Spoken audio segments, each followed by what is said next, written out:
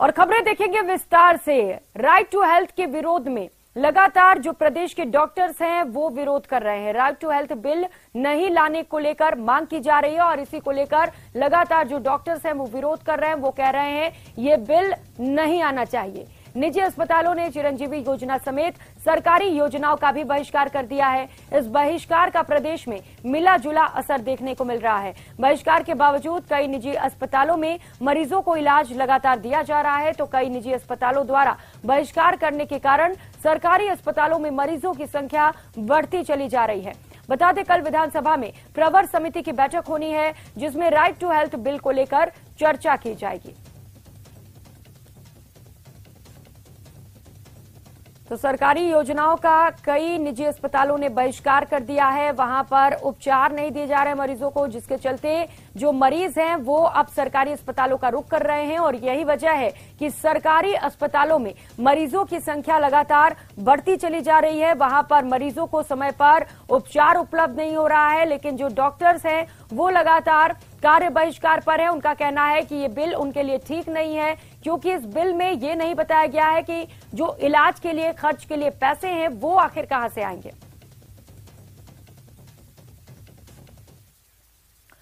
तो वहीं नेता प्रतिपक्ष गुलाब चंद कटारिया 22 फरवरी को असम के राज्यपाल के पद की शपथ लेंगे। गुवाहाटी के राजभवन में कटारिया पदभार ग्रहण करेंगे। गुलाब चंद कटारिया 21 फरवरी को असम पहुंचेंगे और इससे पहले 16 फरवरी को राजस्थान विधानसभा की ओर से कटारिया को विदाई दी जाएगी। तो वहीं केंद्रीय मंत्री कैलाश चौधरी और पूर्व केंद्रीय मंत्री सीआर चौधरी ने कटारिया को शुभकामनाएं दी। वहीं नेता प्रतिपक्ष गुलाब चंद कटारिया को असम के राज्यपाल मनोनीत किए जाने के बाद आज बीजेपी विधायक दल की बैठक विधानसभा की नव पक्ष हॉली में लॉबी में आयोजित की गई। इस बैठक में नेता प्रतिपक्ष गुलाब चंद कटारिया को साफा पहनाकर भावभीनी रूप से विदाई दी गई। इसके बाद भाजपा विधायकों का विधानसभा के मुख्य द्वार पर एक फोटो शूट सेशन भी आयोजित किया गया।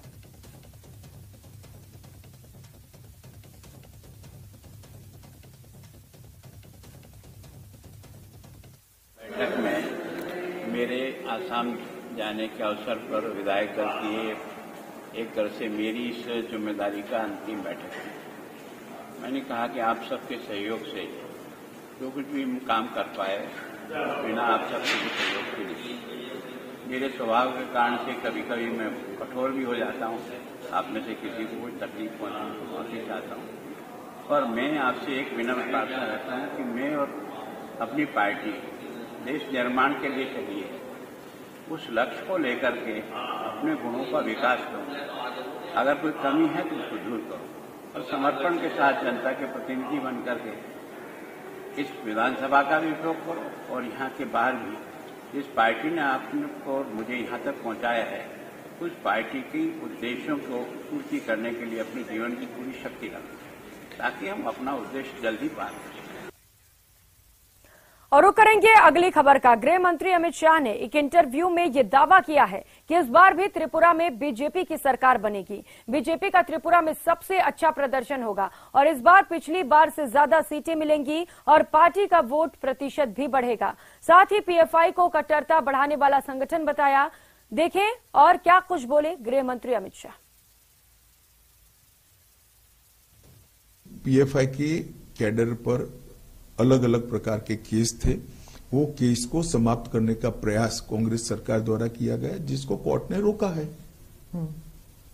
अब इसमें इनको बुरा लगाने जैसा क्या, या तो आप प्रयास न करते, प्रयास करोगे तो सुनना पड़ेगा। और दूसरी ओर हमने पीएफआई को बैन किया है, सफलतापूर्वक बैन किया है। और मैं मानता हूं कि पीएफआई इस देश में धर्मांधता और कट्टरता बढ़ाने वाला ऑर्गेनाइजेशन था। टेररिज्म का एक प्रकार से रॉ मटेरियल तैयार करने का वो लोग प्रयास कर रहे थे। कई ऐसे डॉक्यूमेंट मिले हैं जो बताते हैं कि इनकी गतिविधियां देश की एकता और अखंडता के लिए अच्छी नहीं थी। तो हमने वोट बैंक की पॉलिटिक्स से ऊपर उठकर इस पर कठोरतापूर्वक बैन लगाने का फैसला किया। और अब बात झुंझुनू की, जहां मेहाड़ा पुलिस ने हत्या के प्रयास के मामले में एक और महिला और उसके सहयोगी को गिरफ्तार किया।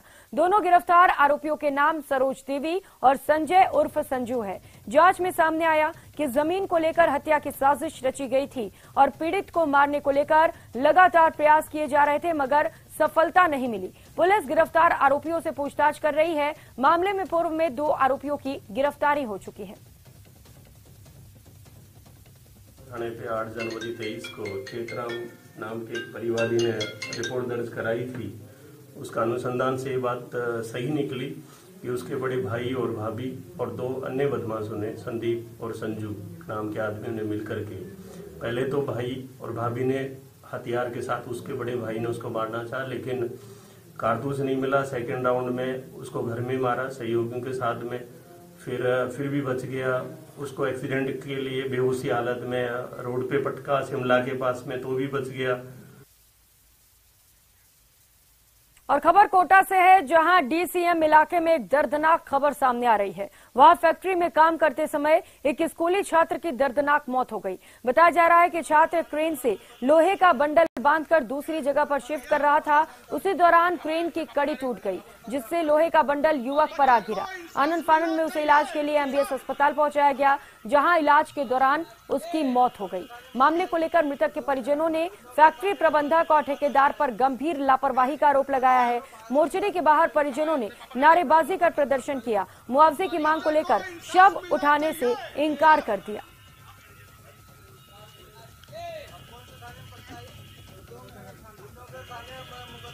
तो फैक्ट्री में काम करते समय छात्र की दर्दनाक मौत हो गई है। परिजनों ने इसे लेकर हंगामा शुरू कर दिया है और शव मोर्चरी में रखा हुआ है, वहां से लेने को तैयार नहीं है।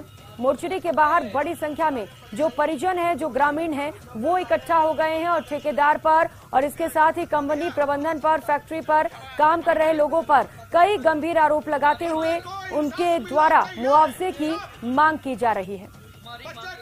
तो फैक्ट्री में काम करते समय ये दर्दनाक हादसा हुआ। हेलमेट वगैरह जो सुविधाएं दी जाती थी, पूरी कंपनी को कोई सुविधाएं नहीं दी गई है।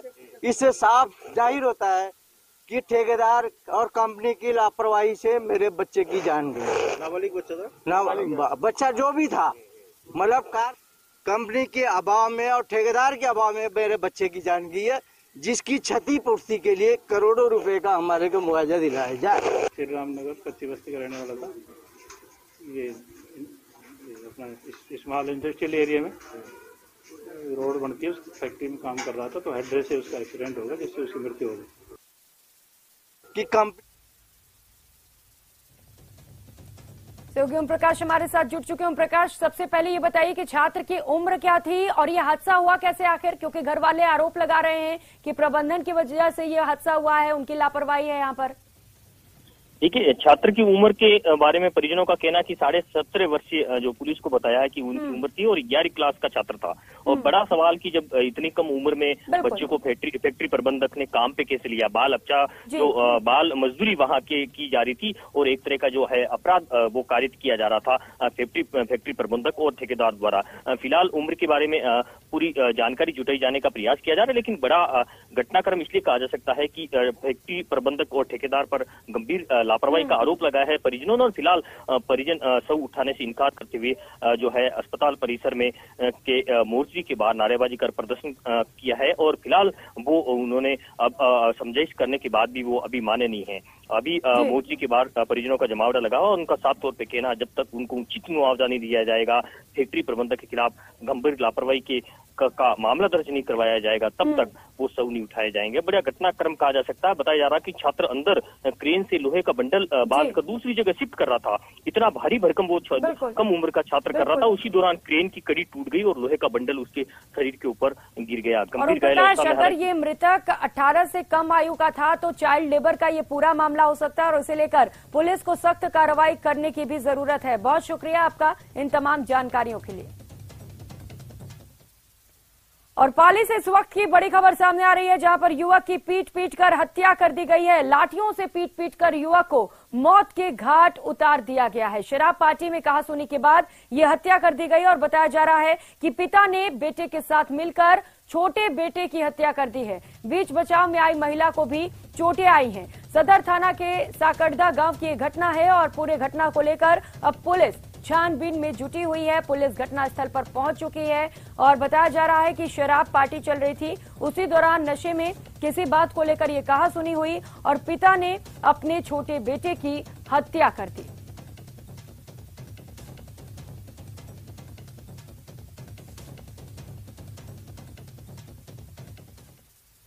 और खबर शाहपुरा से है, जहां पर बासड़ी के शहीद रोहिताश लांबा का परिवार आज के दिन को शहीद दिवस के रूप में मनाते हैं।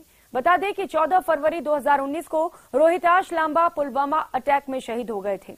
उस समय राज्य सरकार की ओर से परिजनों को राहत पैकेज की घोषणा की गई थी। इनमें कुछ घोषणाएं मात्र घोषणा ही रह गई।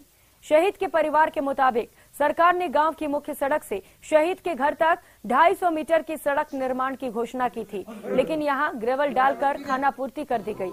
इसी प्रकार परिवार के एक सदस्य को अनुकंपा नौकरी देने का भी वादा अभी तक अधूरा है।